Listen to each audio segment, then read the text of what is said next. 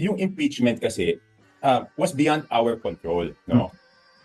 Pwede namang hindi impeach noon eh. Tsaka it was a useless exercise kasi yun naman yung sinabi ko sa kanila kahit pirmahan nyo ngayon, Feb 5, ganun din, June 2 pa rin yan itatakal ng Senate, no? So ano nangyari doon? Di ba nagkaroon ng backlash naman talaga. Yung Hague, there are external factors beyond our control. So it is not an apples to apples comparison, no? Ang pag-usapan natin dito, yung totally within our control, yung impeachment.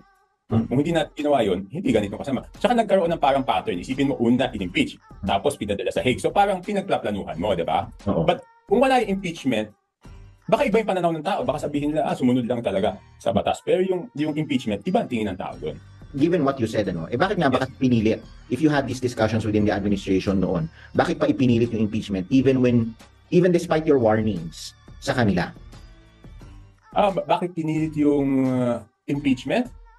Hindi na ako sinama doon sa Hindi na ako sinama doon sa huling usapan. Okay? Pero doon sa mga nangyari, may duda ako kung bakit pinilit yung impeachment.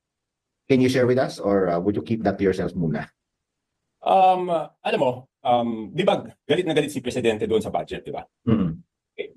At hindi lahat because of the lack of time, hindi lahat ng items doon na-veto. Di ba? Yes. Di ba yung unang usapan diyan is malaking amount yung ibibito, di ba? Yes.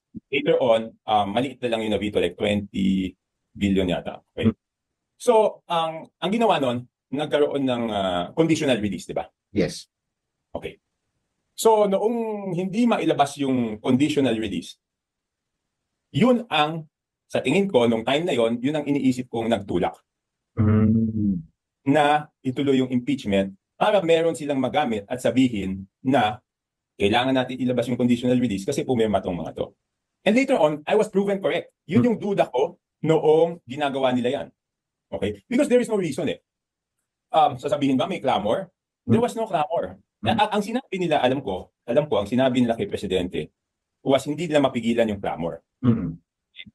Pero, RG, common sense naman, sinong politiko ang gustong may kaaway ka at gusto mong awayin yung Vice President entering an election? Yes. Number 1.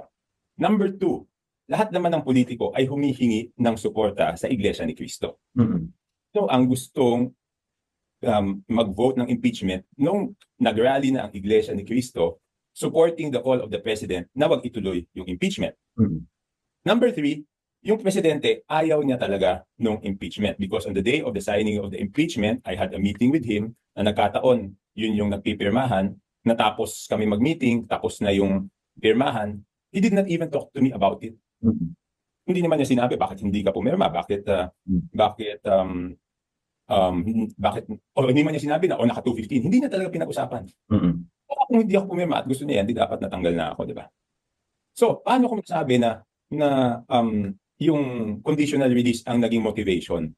Kasi, nung hino-hold na yung mga conditional release, kinausap ako ng dalawang tao ni Speaker. Okay? So, rine-request nila na ma-release yung mga conditional release. Sabi ko, hindi pwede. Sabi nila, yung mga yan pumirma sa impeachment. So, sabi ko, sino nag-authorize sa inyo ipangako yan? So, I cleared with the President. Sabi ko, sir, kasi ganito sinasabi nila eh. Pinangako daw nila yung conditional release. Sabi niya, walang usapang ganyan. So, very clear. Talagang itinuloy nila to given kahit na alam nilang may potential effects dun sa election in terms of your slate. Bakit? Yes, because there was a bigger motivation. The budget that you were talking about. Yes, di ba? Okay, tignan muna natin, RG, kung saan ba tayo nagsimula maggulo-gulo dito. Di ba? Nagkagulo-gulo tayo dito nung pinilit nila yung budget na gusto nila. Di ba? So, anong remedyo? Nag-veto. Hindi na-veto lahat. Ang sinabi, magkakaroon ng conditional release. O pagkatapos nagkaroon ng conditional release, hindi na problema ngayon. Paano gagawin? So, anong ginawa nila?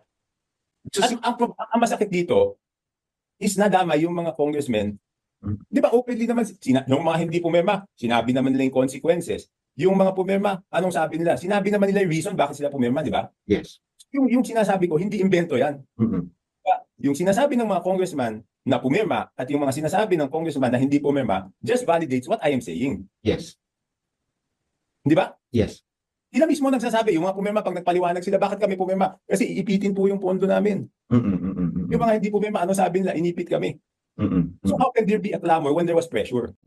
So sino ang nagpilit nitong impeachment at the expense of your election slate? Sino ba pwede magpilit? Alam ka ba pwede ba itong mangyari nang hindi alam ng leadership ng House?